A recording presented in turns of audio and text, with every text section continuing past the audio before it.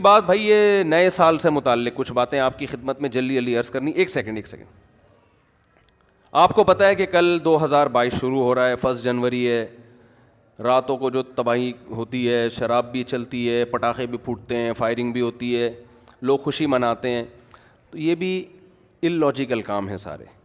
کتنے لوگ ہیں مجھے ایک بات بتاؤ کہ جن کے بارے میں یہ فیصلہ ہو چکا ہے اللہ کی طرف سے کہ 2022 میں ان کی موت واقع ہو جائے گی, ہیں یا نہیں ہیں؟ آپ کا کیا خیال ہے 2021 میں جتنے لوگ پاکستان میں ابھی زندہ ہیں یا انڈیا میں یا کہیں بھی, 2022 میں یہ سارے موجود, 2023 جب شروع ہوگا تو سارے موجود ہوں گے؟ یہ بولو نا. بہت سے مر چکے ہوں گے, کچھ کورونا سے مرے ہوں گے. ابھی ہمارے ایک جاننے والے ہیں, ان کا 15 سال کا لڑکے کو کل قتل کر دیا کسی نے ٹارگٹ کلنگ میں یا کسی ڈکیتی میں, مجھے پوری ڈیٹیل معلوم نہیں. 15 سال کے لوگ بھی جا رہے ہیں, 20 سال کے لڑکے بھی جا رہے ہیں, 60 سال کے بھی جا رہے ہیں, 50 سال کے بھی جا رہے ہیں, اور وہ بھی خوشی منا رہے ہوں گے, پٹاخے پھوڑ رہے ہوں گے. 2022 شروع. بھائی 2022 آپ کی موت کا پیغام لے کے آ رہا ہے, صحیح ہے نا؟ اور جن کی موت کا پیغام لے کے نہیں آ رہا, بہت سے نہیں بھی مریں گے, ایسا بھی ہوگا. تو ان کے بارے میں 2022 بہرحال یہ پیغام لے کر آ رہا ہے کہ آپ اس سال مریں گے تو نہیں, لیکن مرنے کے 1 سال قریب ہو جائیں گے آپ. آئی بات سمجھ میں؟ 2021 کے جب رات 12 بجیں گے تو اس کا مطلب سیدھا یہ ہے کہ اگر کوئی 60 سال کی زندگی لے کر آیا تھا تو اس کی, اور وہ 40 سال کا ہو گیا ہے, تو اس کی زندگی میں 1 سال مزید کم ہو گیا ہے. کیا خیال ہے؟ غلط تو نہیں کہہ رہا؟ تو کون دنیا میں احمق اور بیوقوف ایسا ہے جو موت کے گھاٹ کے قریب جا رہا ہو اور جتنا قریب ہو رہا ہو مٹھائیاں کھا رہا ہو, وہ پٹاخے پھوڑ رہا ہو؟ اس کی میں ایک مثال دیتا ہوں. پشاور میں پھانسی گھاٹ تھا, آپ کو کراچی سے ٹرین میں بٹھایا گیا. بعض لوگوں کو پشاور میں پھانسی دی جاتی ہے, بعض کو لاہور میں. ہوتا ہے نا, لاہور کا مجرم ہے, یہ ملتان کا ہے, یہ وہاں جیل میں ہو, تو لاہور فرض کر لیتے ہیں, اس کے اسٹیشن مجھے یاد ہیں. پشاور تو ہم اکثر بس سے یا جہاز, اکثر تو جہاز سے ہی جانا ہوتا ہے نا, تو وہ اسٹیشن یاد نہیں رہتے. لاہور آدمی ٹرین میں بھی چلا جاتا تو وہ سمجھانا آسان ہوگا. لاہور کے جیل میں آپ کو پھانسی دی جانی ہے. پھانسی کے بعد کیا ہوگا؟ آپ مر جاؤ گے, یہی ہوگا نا. اب یہاں لے کے جا رہے ہیں آپ کو, کراچی میں بٹھایا آپ کو, اور پہنچنا کہاں ہے آپ نے؟ آپ کو بتایا کہ جیسے ہی لاہور میں آپ اتریں گے سیدھا پھانسی گھاٹ میں جا کے آپ کو ہینگ کر دیا جائے گا, لٹکا دیا جائے گا, اور آپ کا انا للہ ہو جائے گا. لیکن ابھی نہیں لٹکا رہے, ٹھیک ہے؟ تو آپ خوش ہیں کہ یار ابھی الحمدللہ میں بچا ہوا ہوں, لیکن لاہور پہنچتے ہی لٹکا دیا جاؤں. اب ٹرین یہاں سے چلنا شروع ہوئی, حیدرآباد پہنچی. آپ کو بتایا کہ درمیان میں 6 اسٹیشن آئیں گے. کتنے اسٹیشن آئیں گے؟ 6 اسٹیشن آئیں گے. جہاں ٹرین رکے گی وہاں چائے پانی کا انتظام ہوگا. اب پہلا اسٹیشن آیا حیدرآباد کا, آپ مٹھائی بانٹ رہے ہو, پہلا اسٹیشن آ گیا بھائی, مبارک ہو. پہلے سے ٹھا ٹھا ٹھا ٹھا پہلا اسٹیشن. بتایا ہر 2 گھنٹے بعد ٹرین رکے گی, یا ہر 18 گھنٹے, کم سے کم 18 گھنٹے آج کل لگتے ہیں, 18 گھنٹے, ہر 3 گھنٹے کے بعد ٹرین کا اسٹے ہوگا. ٹرین چھوڑو, ڈائیو پہ آ جاؤ یار, کیونکہ ہر 3 گھنٹے بعد ڈائیو رکتی ہے نا. مثال ایسی دو جو بالکل ڈائیو میں جب بیٹھو تو آپ کو سمجھ میں آئے گا اچھا یہی میرے ساتھ دنیا میں بھی ہو رہا ہے. سمجھ میں آ رہی ہے بات؟ یہی میرے ساتھ کہاں ہو رہا ہے؟ دنیا میں. ڈائیو کراچی سے ڈائریکٹ جاتی ہے لاہور؟ پہلے نہیں جاتی تھی, اب جا رہی ہے. تو کراچی سے ڈائریکٹ لاہور جا رہی ہے. فرض کرو 18 گھنٹے کا سفر ہے, اور ہر 3 گھنٹے بعد, جب میں نے ڈائیو میں سفر کیا تو 3 گھنٹے بعد ہی اسٹے ہوتا تھا. اب پتہ نہیں شاید اسکیجول چینج ہو گیا ان کا.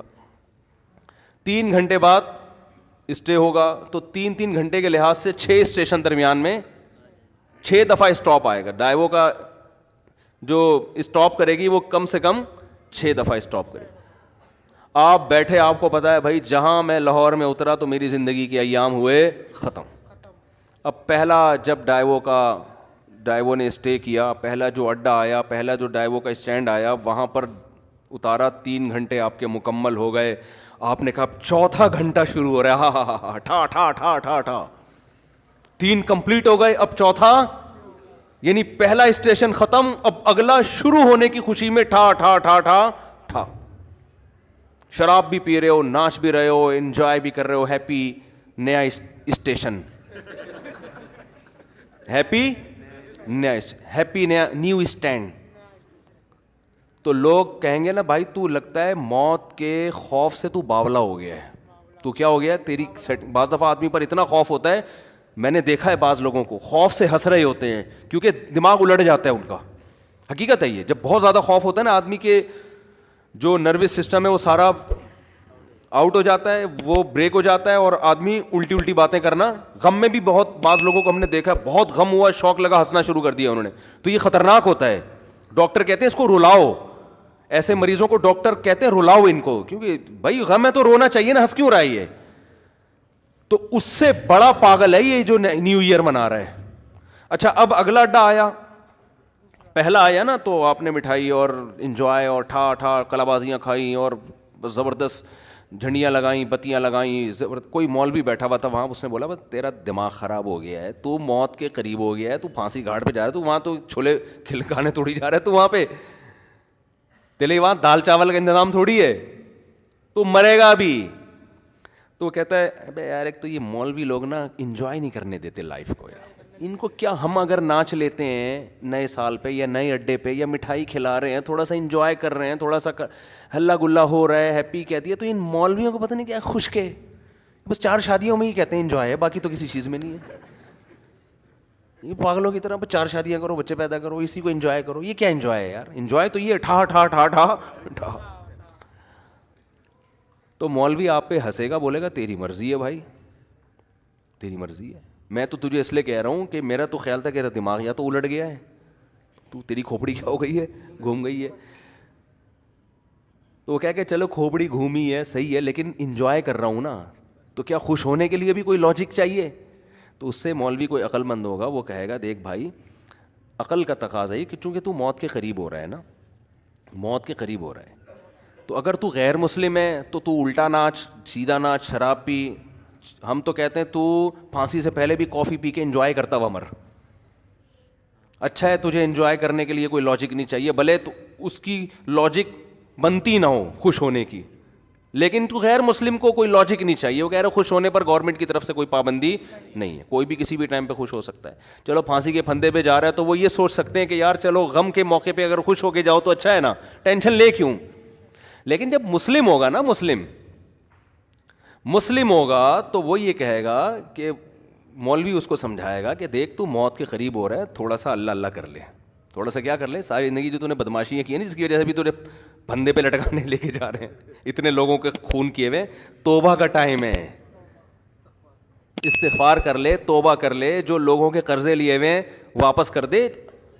جیسے ہم چاہتے ہیں اب لٹکنا تو ہے تو نے, لیکن دنیا میں تو تیرا بیڑا غرق ہو گیا, وہ ٹھکانہ تیرا اچھا ہو جائے. اول تو کوئی غیر مسلم بھی عقل مند ہوگا نا, وہ کہے گا جو آخرت کو نہیں مانتا, وہ بھی کہے گا یار یہ خوش ہونے کا موقع ہے نہیں, مصنوعی خوشی ہے. وہ بھی کہے گا یار کسی اور بات پہ خوش ہو جاؤں گا میں, یہ سمجھ میں نہیں آ رہی. لیکن مسلمان کا تو کوئی تک بنتا ہی نہیں ہے. اب اگلا اڈا آیا, 3 گھنٹے پھر پورے ہو گئے, پھر آپ ٹھا ٹھا ٹھا کر رہے ہو, اور بالکل اب لاہور پہنچنے میں صرف 3 گھنٹے رہ گئے, تو آپ خوشی سے باولے ہو گئے, بالکل پاگل ہو گئے آپ خوشی میں. او بھائی اب تو انجوائے کرو, 60ویں سالگرہ بھی لوگ منا رہے ہیں, 90 سال کا ہوتا ہے تو بھی کیک کاٹ رہا ہوتا ہے سالگرہ کے.